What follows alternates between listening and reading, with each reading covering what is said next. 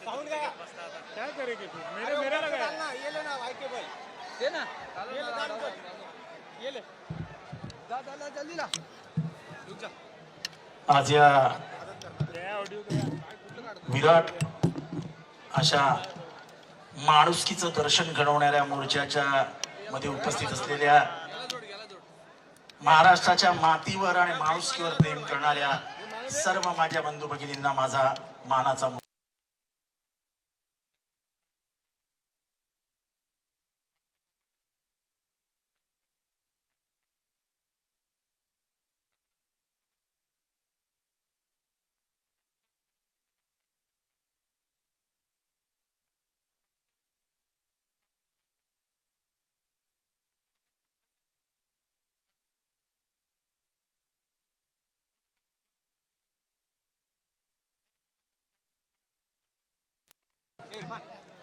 कधी एकेकाळी समाजवादी विचारांचे बबनराव ढाकणे निवडून आले होते, केशर काकी निवडून आल्या होत्या.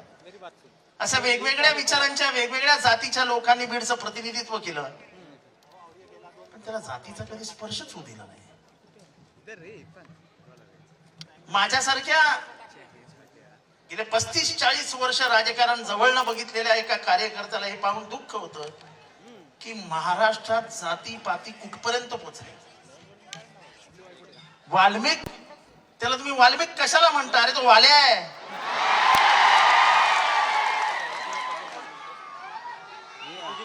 त्रेतायुगामध्ये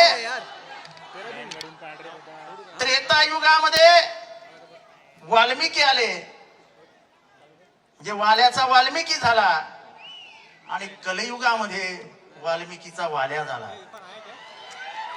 मी ऐकतो वाल्मिक कराड वाल्मिक कराड वाल्मिक कराड, वाल्या आहे तो. आता लोक मला इथं फोन करतात, हो साहेब तुम्ही वंजाऱ्याविरुद्ध बोलताय, माणुसकी जिवंत आहे की नाही महाराष्ट्रात? हॅलो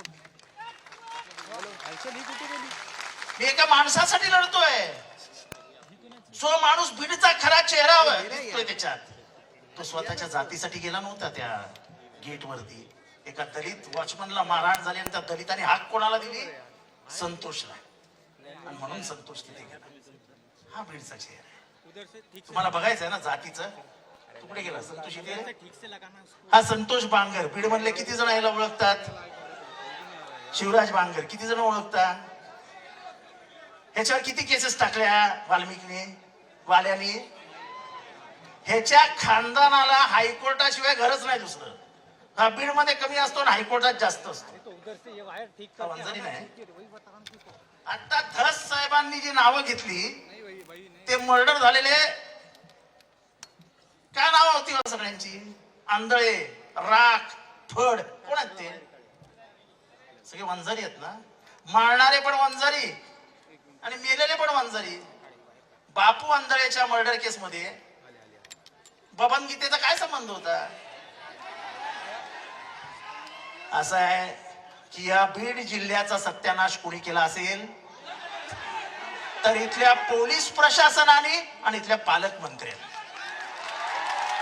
आता तुमचा एसपी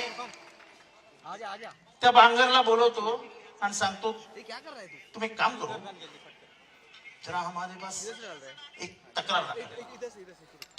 याचा मला फोन आला, म्हटलं अरे वेडा की काय, तू तुझ्याकडनं आज तक्रार घेतली आणि उद्या पलटी मारते. जेव्हा यांची जबाबदारी आहे कारवाई करायची तेव्हा ते काहीच करत नाही. जर अशोक सोनवणेची अॅट्रॉसिटी केस त्याच दिवशी दाखल झाली असती, त्याच दिवशी त्यांना अटक झाली असती, तर संतोष मेलाच नसता. म्हणजे पोलिसांनी काहीच करायचं नाही. असं आहे की बबन गीते आणि तो आंधळेची मर्डर केस, त्या आंधळेच्या आणि बबन गीतेच्या मर्डर केस मध्ये पीआय कोण आहे? पीआय कोण आहे? महाजन. आणि केस मध्ये पीआय कोण आहे? वाल्मिक कराडला वाचवलं कोणी? परळीमध्ये बापू आंधळेच्या मर्डर केस मध्ये महाजननी. मग केस मला तुम्ही माझं भाषण करू नका प्लीज. तुम्हाला प्लीज डिस्टर्ब करू नका. काही विचार माझ्या डोक्यात राहणार. मग तो महाजन चांगला माणूस आहे. अहो इथला एकही अधिकारी जर तुम्ही धनंजय मुंडेला न विचारता आणणार नसाल तर कसं काय व्हायचं? दस साहेब एवढा घसा फोडून सांगतात 300 ट्रक. कलेक्टरची काय हिंमत आहे बोलायची? दस साहेब कलेक्टरची अपॉइंटमेंटच तुम्हाला सगळं माहिती आहे. पण वाईट ह्या गोष्टीचं वाटतं की संतोष मेल्यानंतर तुम्ही सगळे जमा झाले, त्याच्या आधी एकाच्याही तोंडात ब्र नाही निघाला. हा एवढा शांत कसं काय जिल्हा झाला? हा बंडखोरांचा जिल्हा आहे. बीड हा कायम महाराष्ट्राच्या राजकारणातली बंडखोरी जर कोणी बघितली असेल, राजकीय बंडखोरी, तर ती बीड मध्ये दिसली. पक्षाच्या पलीकडे जाऊन काम करणारे गोपीनाथ मुंडे ह्याच जिल्ह्याने, समाजवादी विचारांचे बबनराव ढाकणे याच जिल्ह्याने, किशोर काकी जिल्ह्यात, क्षीरसागर ह्याच जिल्ह्याने, असा जिल्हा नाना पाटील. मला सांगा हो, काय समजायचं की महाराष्ट्रातल्या संवेदना जिवंत आहेत की नाही? ह्या आमच्या ताईचं भविष्याचा कोणाला विचार आहे? आमच्या बहिणीचा पुसलं गेलेलं कुंकू कोणी परत आणून देणार आहे? आणि तरी आपण राजकारण करतोय. कसलं राजकारण? अरे माणुसकी जिवंत ठेवा, माणुसकी. उद्या तुमचं घर जळेल, बघायला माणूस नाही येणार. कारण का प्रत्येक जण जर आपलंच बघायला लागला तर ह्याच्या पुढे कोण कोणाच्या मदतीला येणार नाही. म्हणून मला जी एकी दिसते ना, ती माणसांची दिसते, माणुसकीसाठी आलेल्या. आणि अशीच एकी ठेवा. नेता कितीही मोठा असो, या जनतेच्या पुढे कोणीही टिकत नाही. आज अंजावत आहे. आज या बीड मधनं एक ठिणगी पडली आहे. ह्याचा लोक आंदोलनात बदल होईल. कुठल्याही नेत्याची ह्या जनतेला गरज नाही. वेळेत कारवाई झाली नाही तर महाराष्ट्रात आग लागल्याशिवाय राहणार नाही. मी आता येता वाचत होतो, एक कोचे नावाचे कोणी कलेक्टर होते का इथे? होते ना? त्या कोचेंनी एक इंटरव्ह्यू दिलाय. म्हणाले मी जेव्हा कलेक्टर होते तेव्हा 24 तासात एकदा तरी मारामारी व्हायची, 2 दिवसात एकदा तरी खून व्हायचा. पण सर्वात शॉकिंग काय ते म्हणाले की एका IAS ऑफिसरची बदली झाली आणि त्याच्यानंतर तो गायब झाला. तो परत कधी महाराष्ट्रात दिसलाच नाही. रंजन मुखर्जी. पण म्हणजे हे किती धक्कादायक हो. एक कलेक्टर गायब होतो आणि महाराष्ट्राच्या शासनी पदरी कुठे नोंदच नाही. हे खरं आहे की नाही मला माहित नाही. पण मग त्या कोचेला बोलवा आणि त्याच्याकडे तक्रार घ्या. कोचे पुढे आयरा गायरा माणूस नाहीये. तो या जिल्ह्याचा कलेक्टर होते. सॉरी, मी आधी तुला करत नाही कोणाला.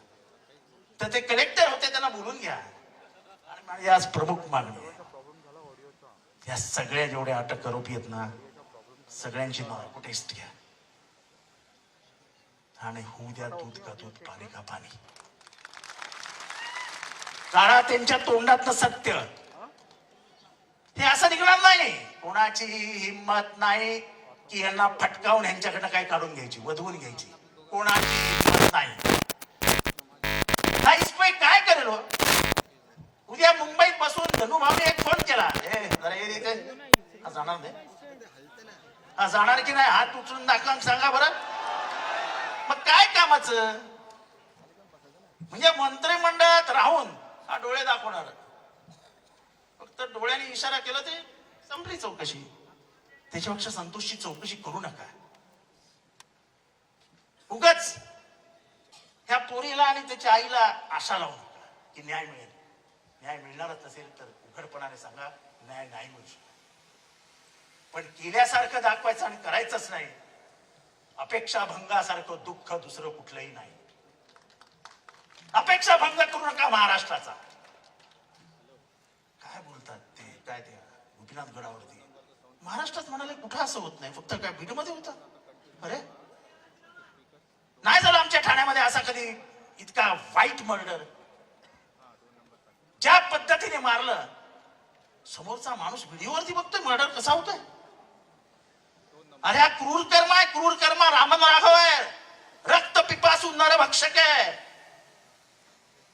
आज महाराष्ट्राला त्याची ओळख पटली. एवढे दिवस आम्ही बोंबलत होतो की हे बीड मधलं थांबवा, बीड मधलं थांबवा. ते अंधारे, सुषमा अंधारे आज येणार होत्या, आल्या नाहीत. त्यांच्यावरती 307 दाखल केली. त्यांनी एक गुन्हा दाखल केलेला, तिच्यावर इतका दबाव टाकला की तिला मागे घ्यावं लागलं गुन्हा. यांनी कोणालाही सोडलेलं नाही. सगळे धंदे यांचे, मटक्याचे पण यांचे, दारूचे पण यांचे, सगळे धंदे यांचे. पण कोणी एक माणूस बोलायला तयार नाही. दस साहेब, मी सभागृहातही बोललो होतो आणि आजही बोलतोय, आका बिका काय नाही. आकाचा बाप कोण आहे? कोण आहे? अजून जरा जोरात सांगा. एवढी जनता सांगते तरी आपण नाव नाही घेत. अहो, एवढ्या जनतेला माहिती आहे आकाचा बाप कोण आहे, तर त्याला मंत्रिमंडळात ठेवलाय कशाला? त्याला मंत्रिमंडळात पहिला आखला. शिवाय घालणारे फोन येतात मला आज सगळ्यांना एक सांगायचंय. हे थांबा रे, मला एक सगळ्यांना सांगायचंय. मी जातीने वंजारी आहे,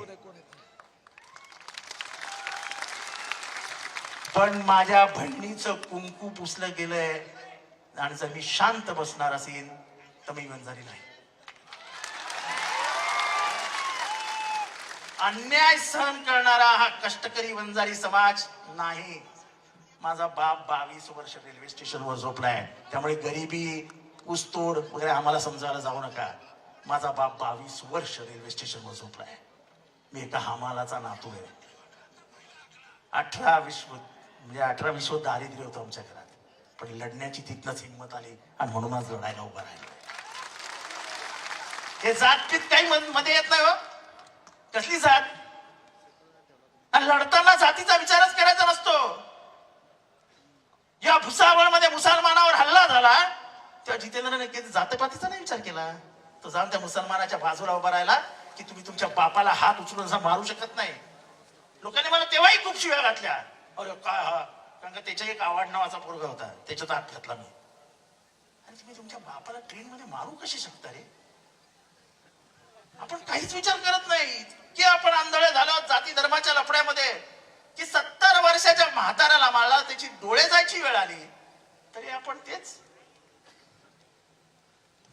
आज त्या सूर्यवंशीला मारला, त्याच्या मारण्याचं कारणच नाही सांगतो. भीमसैनिक कुठे गेला आमचा?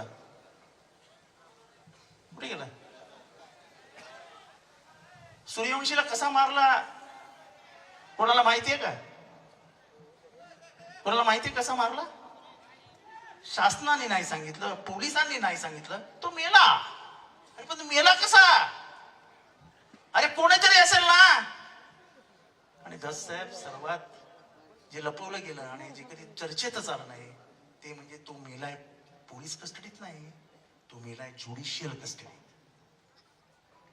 दस साहेब हे लक्षात घ्या. मी मुद्दा म्हणून आज आलोय ना इथे, हे सगळं महाराष्ट्राला सांगायला आलोय की तो मेलाय ज्युडिशियल कस्टडीमध्ये. आणि ज्युडिशियल कस्टडीमध्ये माणूस मरू कशा शकतो? अच्छा, त्याचा काही रेकॉर्ड? तो किती वाजता मेला, त्याला श्वासोश्वासाचा त्रास कधी झाला, काही नाही. पण असा महाराष्ट्र ठेवू नका. बोलायला शिका, व्यक्त व्हायला शिका. जर आपण व्यक्तच झालो नाही तर अजून 10 संतोष देशमुख करायला असे अनेक वाल्या महाराष्ट्रात तयार होतील. या वाल्यांना जर थांबवायचं असेल तर तुमच्यासारखा बीड जिल्ह्यातला हा मोर्चा हे प्रातिनिधिक स्वरूपात आहे. हे व्यक्त होणारी लोक आज रस्त्यावर उतरली आहेत, पण महाराष्ट्रातली व्यक्त होणारी लोक जर रस्त्यावर उतरली तर या शासनाला पळता भुई थोडी होईल. तेव्हा वेळीच आवर घाला. आजही तुम्ही जे आमचा मित्र बोलला क्षीरसागर साहेब, कुठे तो? 302 अजून दाखल का नाही झाले? 302 मध्ये आरोपी का नाही आलेत? सगळं सारखं आहे ना.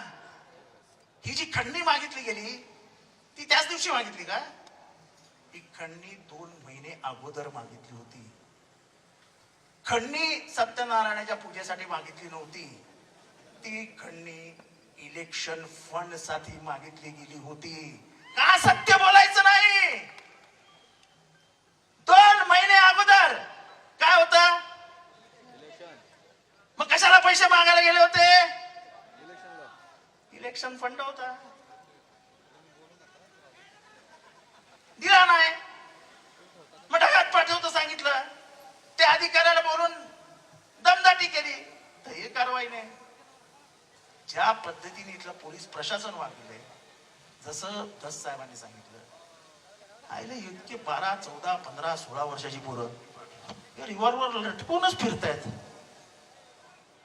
म्हणजे जे फायरिंग केलंय अंडर द आर्म्स ऍक्ट ते इलिगल आहे, ते तुम्हाला करता येत नाही. कोण कोणाच्या बापाला घाबरताय? बिनधास्त त्याच्यातनं रील्स निघतायत. आणि सर्वात मी भाषणामध्ये म्हटलं, जहां वाल्या खडा वो सरकार से बडा, तर त्याच्या रील्स तयार करतात. बाप तो बाप रहेगा, हा तुमचा बाप. या बापाला पुरल्याशिवाय आता शांत बसू नका. म्हणा मुलगा असाच निघणार आहे. किंवा बाप वाले असेल तर मला मुलगा म्हणून ते काम करावं लागेल. आणि तुम्हाला सगळ्यांना शपथ आहे, या मुलाची, मुलीची आणि त्या माऊलीची, त्या बहिणीला न्याय मिळाल्याशिवाय शांत बसू नका.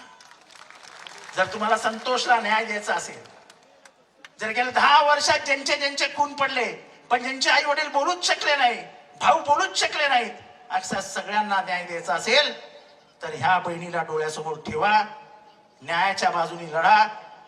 बाबासाहेबांचा फोटो दिसतोय इथनं, तुम्हाला बाबासाहेब मागे उभे राहतील, त्यांचं संविधान मागे उभे राहील. आपण संतोषच्या माध्यमातून त्याचं शहीद, त्याचं बलिदान झालेलं असं समजूया आणि उभ्या बीड जिल्ह्याला न्याय मिळवून देऊया. या क्रूर कर्म राक्षसांना, या नरभक्षक रामन राघवाला पुरल्याशिवाय आता बीड जिल्हा आणि महाराष्ट्र शांत बसणार नाही, अशी शपथ घेऊन इथनं निघा. हा वैचारिक लढा आहे, कुठेही हिंसा होता कामा नाही. विचारांनी लढूया आणि विचार ठेचूया. ते विचार ठेचण्यासाठी आपण सगळे 18 पगड जाती एकत्र आलो आहोत. शिवशुले फाऊ आंबेडकर एकत्र आलो आहोत. ही शपथ घ्या आणि इथनं रवाना व्हा, एवढीच तुमच्याकडनं अपेक्षा व्यक्त करतो. संतोषच्या आत्म्याला चिरशांती लाभो आणि माझ्या या भगिनीला आयुष्यभर तिचा स्वस्तच राहील. पण तिला ही सगळी लढाई लढण्यासाठी मुलाला आणि माझ्या बहिणीला हिंमत लाभो आणि त्या हिमतीच्या मागे आम्ही सगळे आहोत ताई, एवढं तुम्हाला शब्द देतो. आम्ही तुमच्या बरोबर आहोत. जय हिंद, जय महाराष्ट्र, जय भीम. अमर रहे, अमर रहे, अमर रहे. जोरात तर बोला ना. अमर रहे, अमर रहे. यानंतर आपले लाडके खासदार आदरणीय बजरंग बाप्पा आपल्या समोर बोल. देश विदेशातील प्रत्येक घडामोडींचे लाईव्ह अपडेट मिळवण्यासाठी आता साम टीव्हीच्या सर्व सोशल मीडिया प्लॅटफॉर्मला लाईक, फॉलो आणि सबस्क्राईब करा. तसंच सर्व नोटिफिकेशनसाठी बेल आयकॉन प्रेस करायला विसरू नका.